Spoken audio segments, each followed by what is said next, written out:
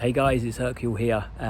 I asked you all to check the page out today because I had some exciting news to share with you, and I'm here right now about to share that exciting news.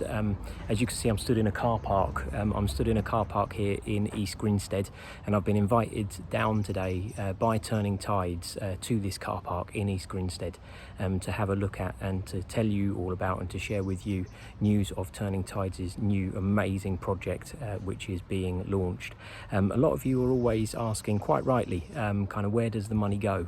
You know, what sort of thing does our thousands of pounds that we're raising support? Where does that money go? And I think that's a really good question, and one that needs answering every now and then. So I'm delighted to be able to say to you guys that I'm stood here today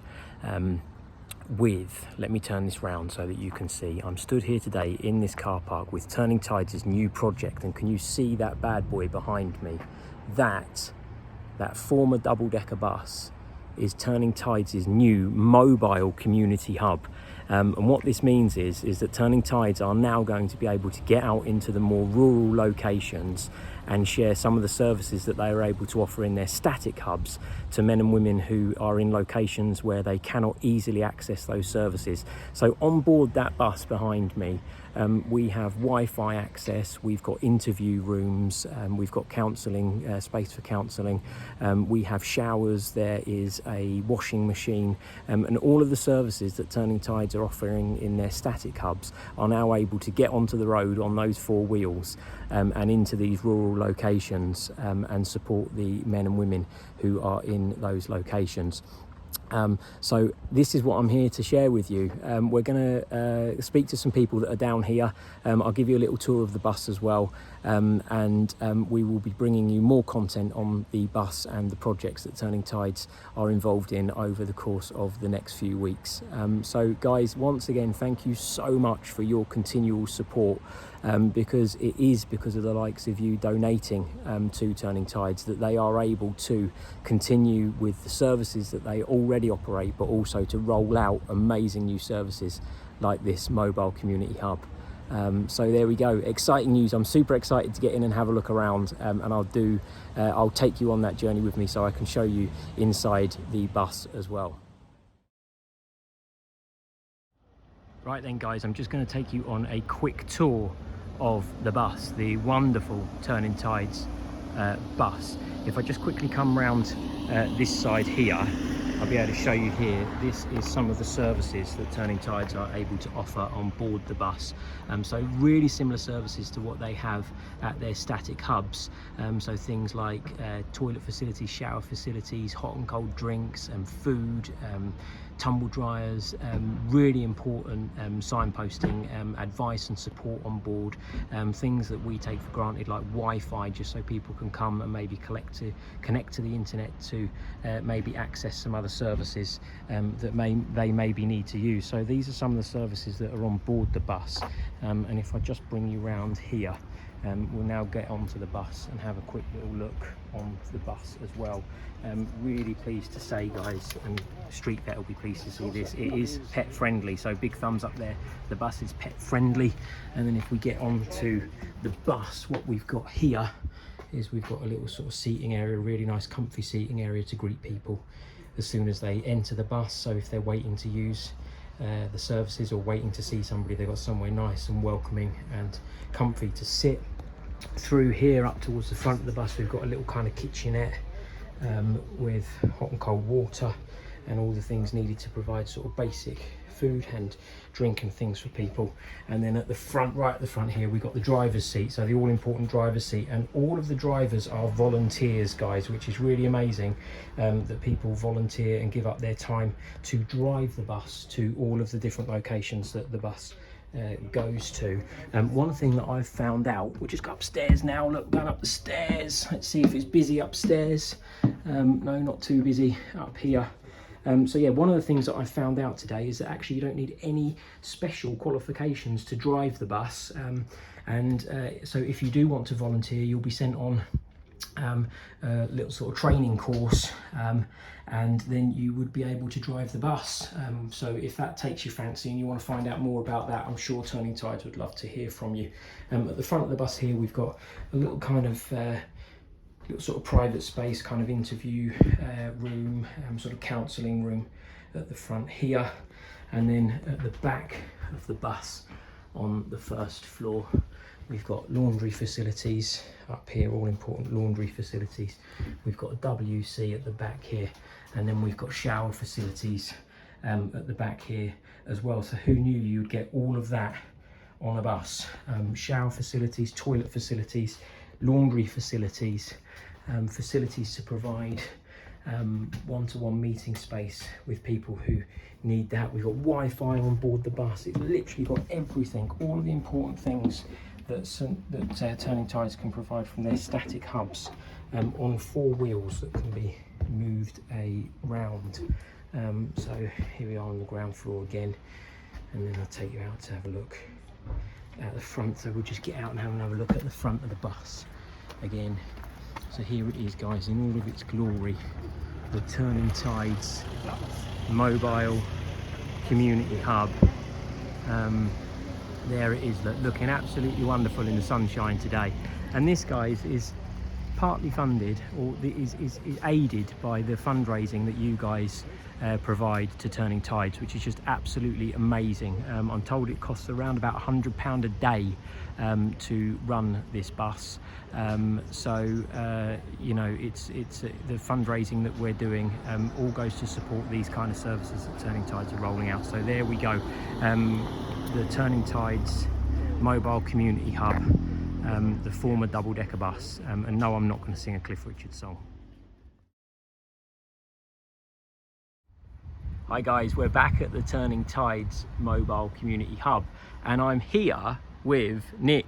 And Nick's standing at the front of the bus, which is where he actually spends a lot of his time. Because Nick, tell us a little bit about your involvement here with the new community bus. Well, I've signed up as a volunteer driver. I found out about Turning Tides through Horsham's volunteer hub, and having recently taken early retirement, I thought I didn't want to sit around all day. This was a very positive way of using my time. I've had some great training courtesy of Compass Bus, who sponsor the use of the bus as well, and had some great runs out, met some great people, and really work as a good team. And I've had the pleasure of meeting some of the people that Turning Tides has actually managed to help. Very positive feedback from everyone, and it's just a great way to spend my time. Fantastic. Well, amazing way to spend your time, and thank you so much for giving up your time to Turning Tides. My pleasure. And for helping the people that they are here to support. So thanks so much, Nick. Hi guys, I am on the Turning Tides community hub, and I'm here with the wonderful Frank, who's also given up his time to come down and spend some time with us today on the media day. So Frank, tell us a little bit about you and your story.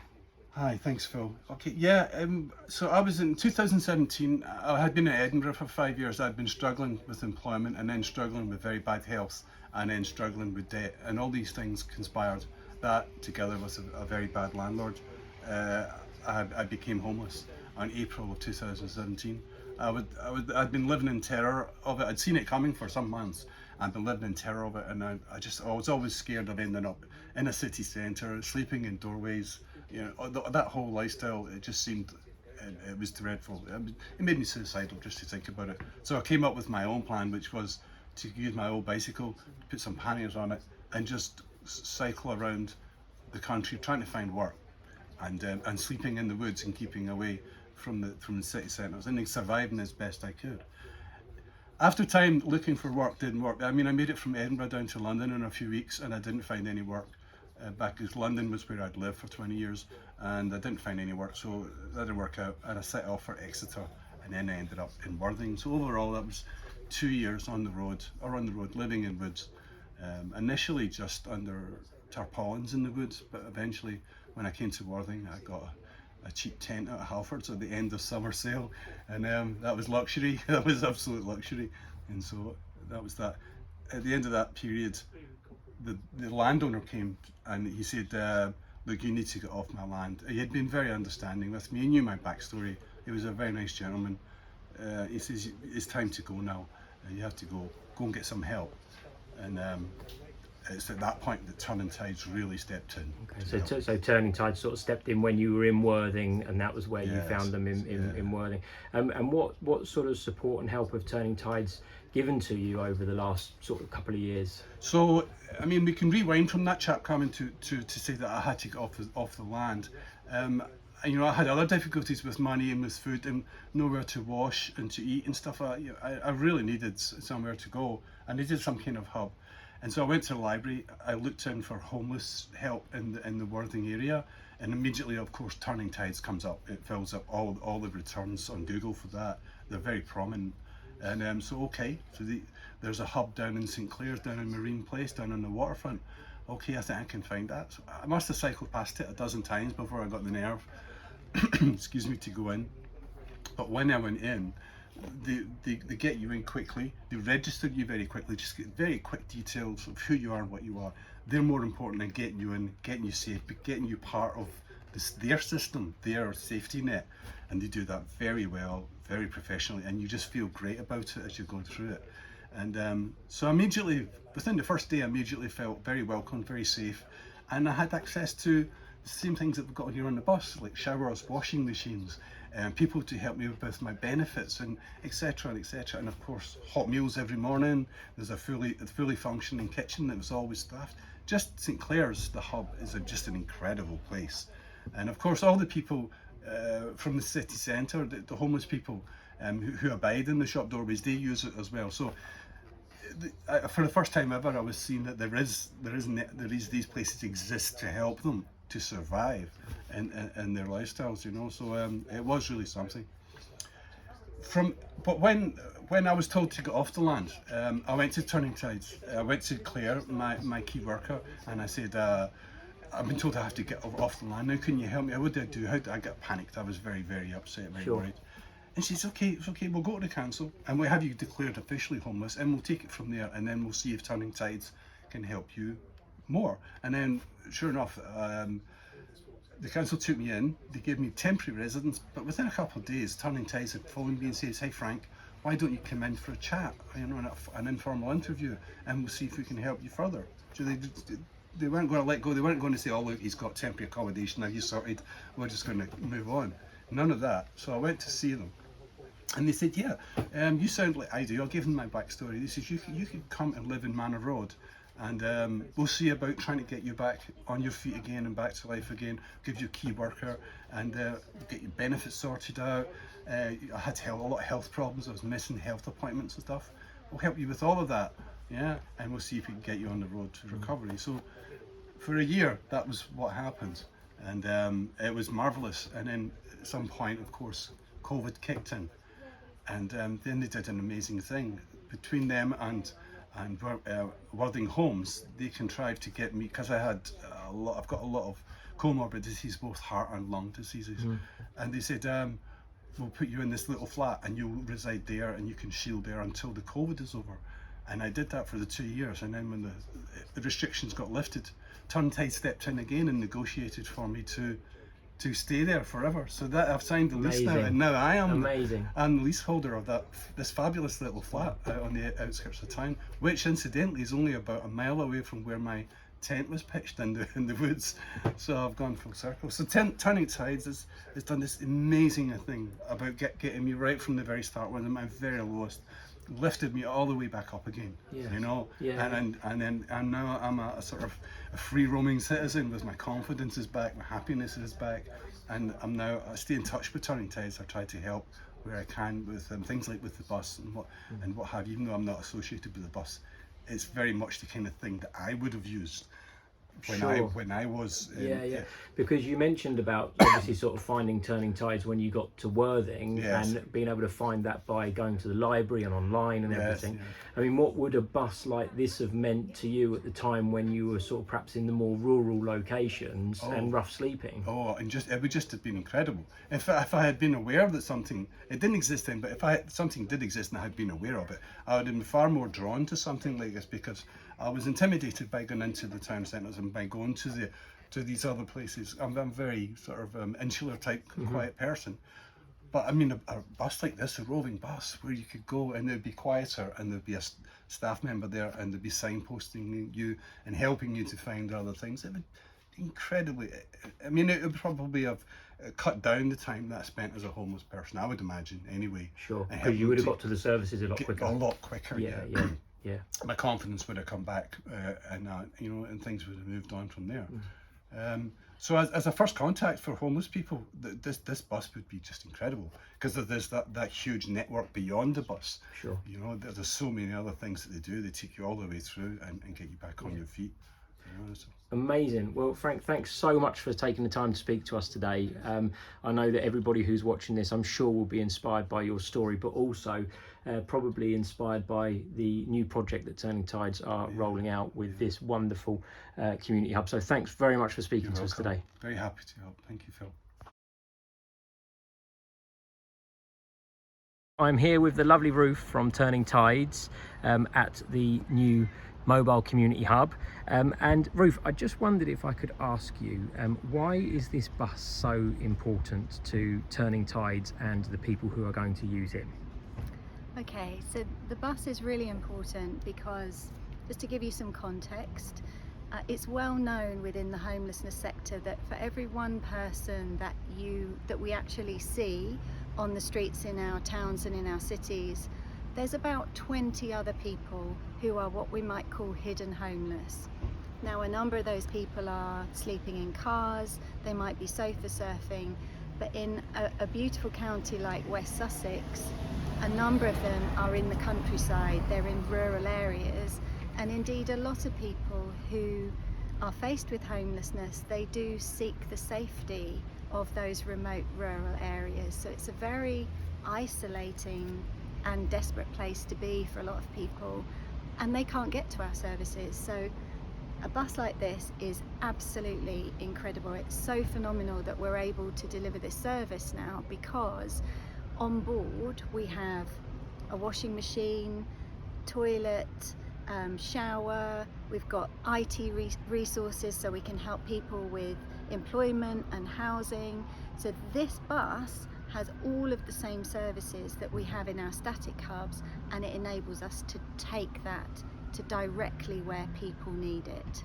Amazing. And a bus like this, a whopping great big bus as big as this, doesn't just kind of appear from nowhere in the middle of a car park in East Grinstead. So how did this bus and the idea kind of come from an initial idea to standing here in front of it today? Yeah, so projects like this are always just a wonderful example of community spirit, really. So the bus was initially gifted to us by the Danny Gallivan Trust, and that's an amazing gesture in itself. And then we've been supported to refurbish the bus by a number of different funders, which has been wonderful. And we've been really supported by Compass Travel, who have helped to train our volunteer bus drivers and helped us to get the bus kind of completely compliant and roadworthy. So there's so many, there are others too.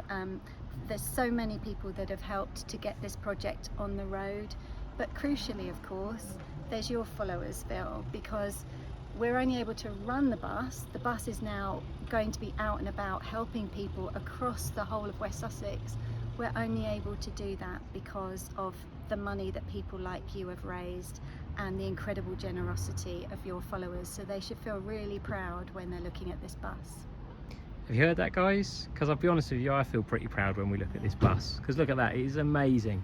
And it is so good to see it actually here in the flesh. I knew about this bus a little while ago, and I've been really super excited to come down and see it today. And it is partly down to the generosity of all of you guys and the donations that you make that allows Turning Tides to be able to do things like this. So thank you so much. And thank you very much, Ruth. Say bye-bye to everybody. Bye everyone, thank you.